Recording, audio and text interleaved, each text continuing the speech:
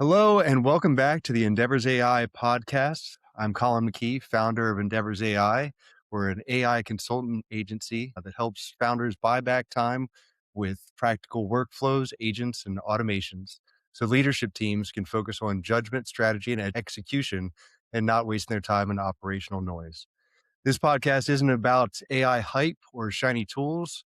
It's about how real operators actually scale companies without burning themselves out or their teams. Today's conversation is very much right in that lane. I'm joined by Ignacio Martin, founder of L40. Ignacio's background spans elite athlete performance and business leadership, including time spent in the Olympic level in rugby before moving into building and advising companies. This episode is about leadership first, systems second, and technology, AI included, only where it genuinely helps. Ignacio, thank you for joining me today. I appreciate it. Hey, Colin, thank you very much for having me here today. It's a pleasure. So I want to start with your journey. You've competed at an elite athletic level and then transitioned into building and leading companies.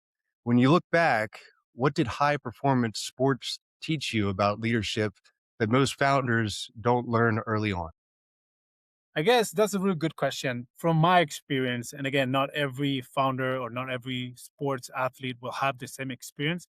I think it's about trusting the process, right? I remember back when I finished playing rugby as a professional athlete, I kind of fell to the ground because you got to start all over again, right? I didn't have a job. I was searching for what's going to be the next thing, what's going to motivate me, what's going to kind of keep me up at night and make sure that I woke up every morning with the energy that I had when I was a professional athlete, right? And when you've competed at a high level, such as the Olympics, you kind of expect that the next day after you finish the Olympics, everything's going to be at the same level. So you're expecting in your mind, you're here. So when you finish your professional sports career, you think that the next thing you're also going to be here, right? And I would say it's completely the opposite.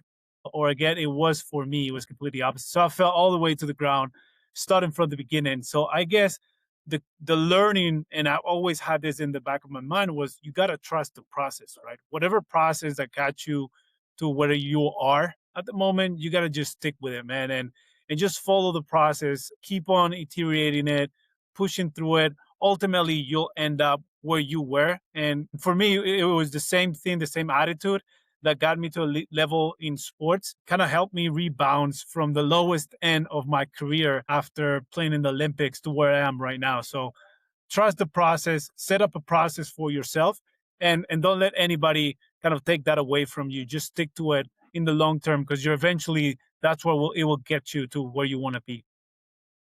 Cool. Well said. So one thing I've noticed about founders is that sometimes they kind of confuse intensity being the same as effectiveness. So from your experience there with your sports background, what doesn't necessarily translate into business? Like where do people get tripped up making the transition from an athletic career to Yeah. the professional world?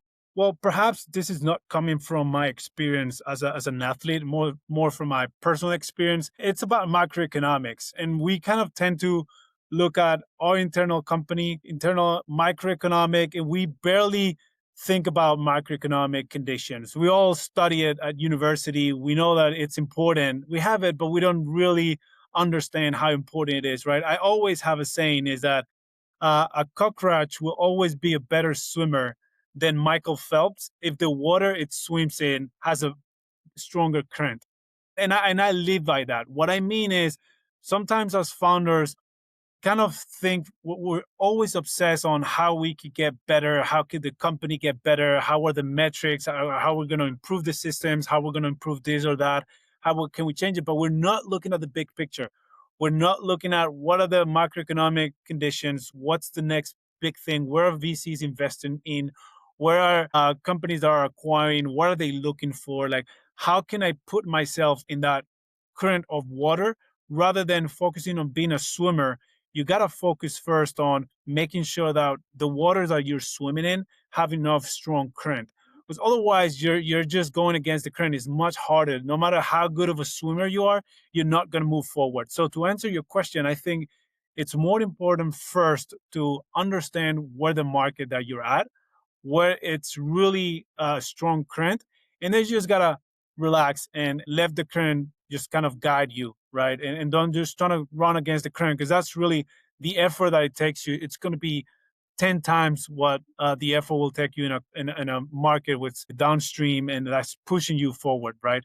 And I think that's the best approach, is just like try to understand the overall conditions first, understand where the weather is going, and then you look for, all right, what do I have to do in my business? What do I have to be as a person, as a leader, etc. Right? But really understand that it's very important. I see it and I say it as many times as possible.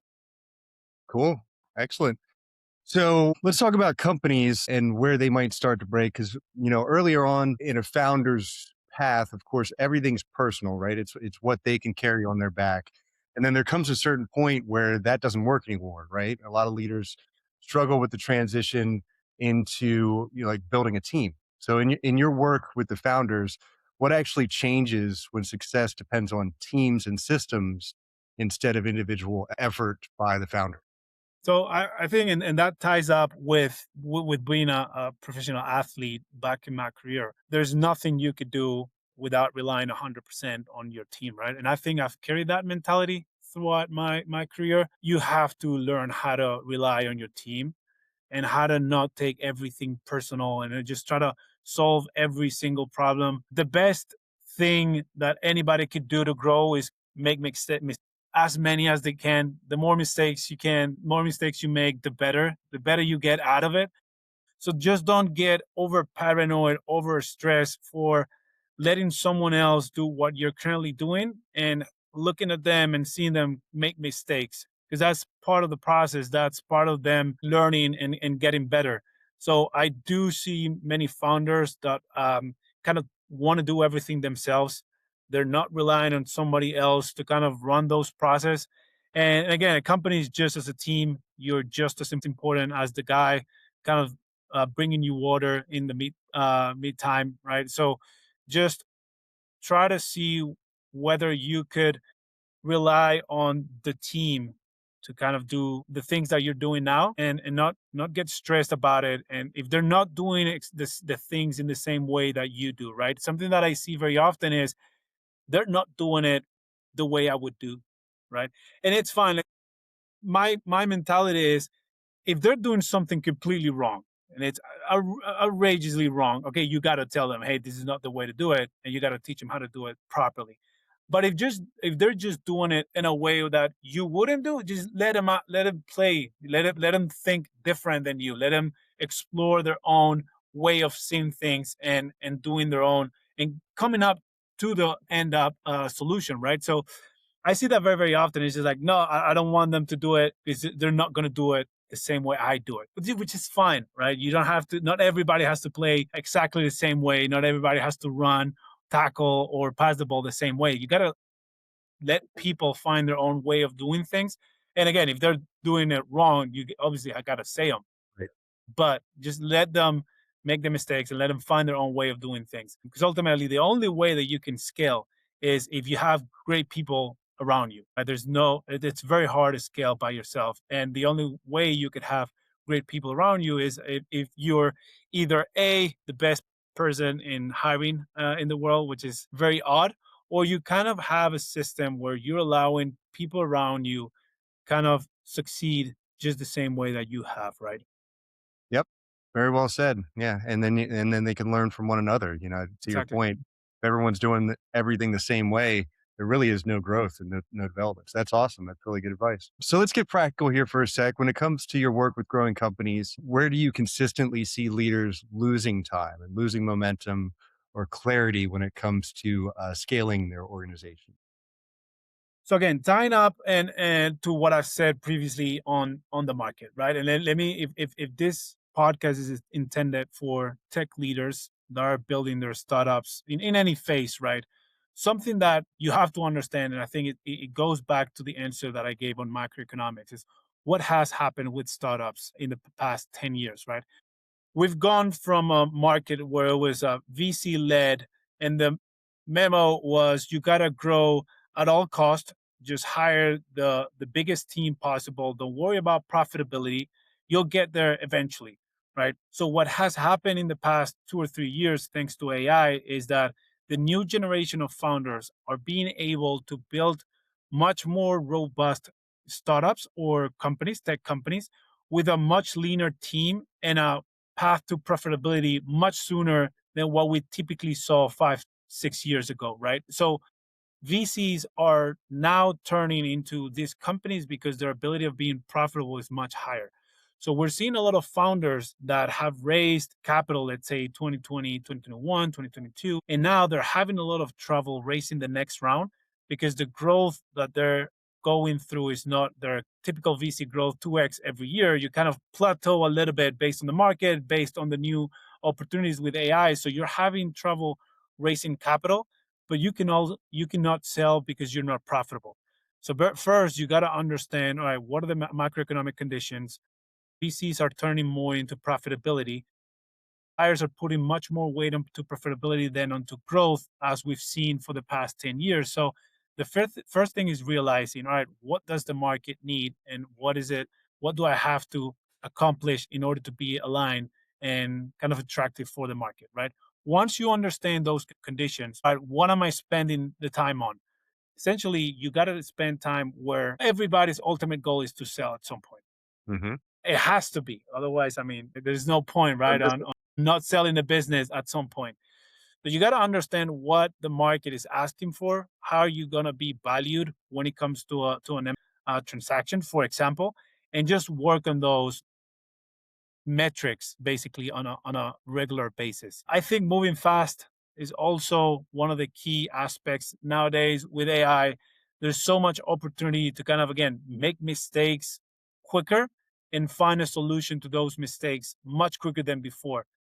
So I think is that the Where's My Cheese book, right? Where we're seeing many founders doing the same thing that they've been doing for the past 5 years, expecting different results. And that's just not the market that we're living at. We can make more mistakes because we have the ability to solve them quicker. So just try things, many things as quick as possible. Just try and iterate, fail, iterate, change this, change that, but also understand those metrics that are important to the market because you're going to be valued at market standard and not what you think the business is worth. Just for the point of reference for all founders out there, VC capital tends to invest 5 years into what you're going to be in 5 years, where the M&A market tends to value you at what you've done for the past 12 months and what are you going to do in the next 12 months. So it's a completely different kind of set of rules to value your company. So you got to understand the M&A as well as the VC, and don't overthink that you're just different because the market is going to put you in your spot, and that will happen sooner or later. But yeah, understand macroeconomics, focus on those metrics, and then change again, move fast because the market is moving fast, and if you're not moving fast enough, it will eat you. Perfect. And thanks for your, that jewel of knowledge to our audience. So I'll take a quick pause to talk to the audience as well. If you're enjoying the conversation, ask that you like the episode and consider subscribing to the channel. And feel free to leave a comment, any kind of feedback, additional topics that you'd like to have covered on future episodes. We'd love to hear it all. So, with that, let's kind of jump back into it and let's bring AI into the conversation, but carefully, because there's a lot of noise around AI right now. You could pretty much slap it on anything, and they are, from my perspective. From your perspective, where does AI genuinely help operators today, and where do you see it being forced into places that it really doesn't belong? So first of all, I think that what we're going to see in the next perhaps months of year or years. You never know with AI. What's the timeline, right? It could be years, it could be months. But I think AI, at least for founders, it's very kind of interesting. So they could teach you to learn more about yourself in a way, right? Because there's the opportunities to kind of connect via API to every single use of communication that you're using. Let's say Gmail, Slack, Notion, every conversation you have with your board, every conversation you have with investors. So it's a good way. And also, you could do it with your own team, right? You could have your own technology team connecting Slack, email, recording conversations. So it could be, I think, it could be a great tool to kind of tell you more about yourself and the team. To give you a more specific example, let's say you've said multiple occasions that your goal is to do X, Y, and Z, but then you kind of use the LLMs to say, hey, where should I spend more of my time in the next few months? And the LLM will say, hey, you've been speaking about that your main goals are X, Y, and Z, but based on your activity, let's say all your meetings, all your emails, all your Slack communications, it seems like you're spending 80% of your time in another completely topic that is not related to what you've been saying internally with the company that your goals are to accomplish X, Y, and Z, right? Also, on another note, we've noticed that your team has disparity of thinking in this specific area. I think you know that the engineering teams having issues kind of come to an agreement on this specific topic. So you might not know that about your team, but if you're using AI to just kind of connect to set one engine, one brain, and get kind of information about your own company. Just with that, I think the use of AI is gonna definitely improve everything that you're doing at a high level and an enterprise level, right? Just use AI to tell you what you need to improve. And I think that's definitely one of the nice things that we're going to start seeing the founders using AI to kind of lead them be better founders and put their money where they've said their money is, right? Yeah. Yeah, that's a great use of AI, to get like a further knowledge of the entire organization and what's Another actually. thing, Colin, that and this doesn't have to do with how companies are using AI, but one of the concerns that I've been having lately, and I don't know what the solution is going to be, is I see that pricing per usage is a big topic right now. I feel like all of these AI tools are basically building on growth. They're not profitable. They're kind of getting as much revenue as possible, but they're burning cash, right? And at some moment that has to change. And I think the big LLMs will turn into a pay per usage kind of model. And when you think about it from an economic standpoint, if you're charging your customers on a fixed rate, the typical SaaS revenue model, but then your cost of goods sold are on a price per usage, that can really impact your unit economics as the price changes in the back end for all the LLMs and AI tools that you're using. If you're providing also AI tools to your customers and your cost of goods again change to a usage based, but you're stuck with a pay per use, right? Those unit economics are going to be very well affected. So I do foresee a future where many companies are going to suffer that change. And especially if you're in the VC route, I could see that many customers are going to churn once you turn to a usage model.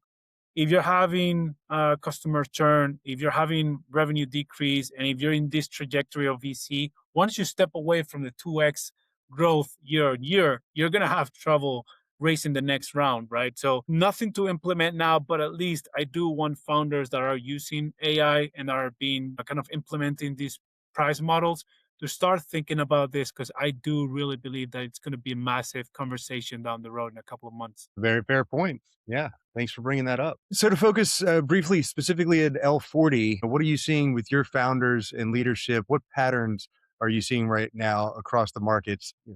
Just, yeah, what's the newest, latest, greatest for L? So just to give a little bit of brief information about L40 and what we do, we're a sell-side M&A firm. So we've helped founders that want to explore an exit, kind of lead them, handhold them throughout the conversations. We often work with founders 2 years ahead of kind of making the decision, but they already know that they want to exit. And we'll start working with them 2 years prior to going to market, and then all the way throughout the process until they sign the final contract, either SPA or APA, right? So we're sell-side advisors working exclusively with tech companies. What we're seeing in the market is that, as I mentioned earlier, the weight is being put way more on profitability than what we've seen in the previous years. I think that has to do with the fact that the new generation of founders are building uh, the foundations of the companies that are being able to be profitable much sooner than what we're accustomed to. So VCs are turning into that now.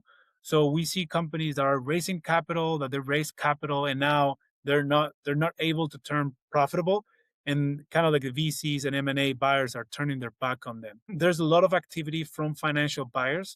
So you want to make sure that you're attractive to those because they're going to set up a good base for your valuation. Where if a strategic buyer is interested in acquiring your technology, they're going to have to at least increase that valuation. But if you don't have that good set base of evaluation, obviously strategic buyers are not going to give away money. They're going to know that, right? And they're going to might want to push down the valuation. I think hiring as aggressive is not something that the market is accustomed to anymore. It's kind of repelling those companies that are over hiring. If you're not growing 2x year over year, don't over hire. Try to automate every single process. I think sales, customer success, and obviously engineering, it's the three main industries or at least specialties that are being more affected by AI and that are easier to start implementing. Doesn't mean that you have to kind of completely fire the whole team, but just think about starting to implement some of these autonomous processes within your company. Cool. So what I'm hearing is stop focusing on hiring and making a massive team and start focusing on profitability, however that might be, and in tandem using the tools that are available for AI to make that a more efficient, Exactly. I process. think, yeah, for a final kind of thought on and tying it up for sports, my kind of my sports career, right? Whenever you go through a sports career, it's always the same, right? You start young, you start hungry, you wake up, you go to a gym, you eat protein supplements, you watch video, you watch clips, you get hit, you don't care, right? As you get older, those things are not as exciting, right? So it's kind of harder to go 2 3 hours to the gym. It's harder to watch videos. It's harder to kind of put your head in front of a tackle and just kind of let yourself die in front of the team, right? It's just harder. So I do see this with tech founders where we're seeing AI, we're seeing the young generations that are hungry for AI tools, implementing new processes within their company, failing, just using new tools, experimenting with new tools. And I feel like the older founders, you just don't have it in you as much, right? It's hard as you get old to kind of get in the race of AI, implement new processes, test, fail.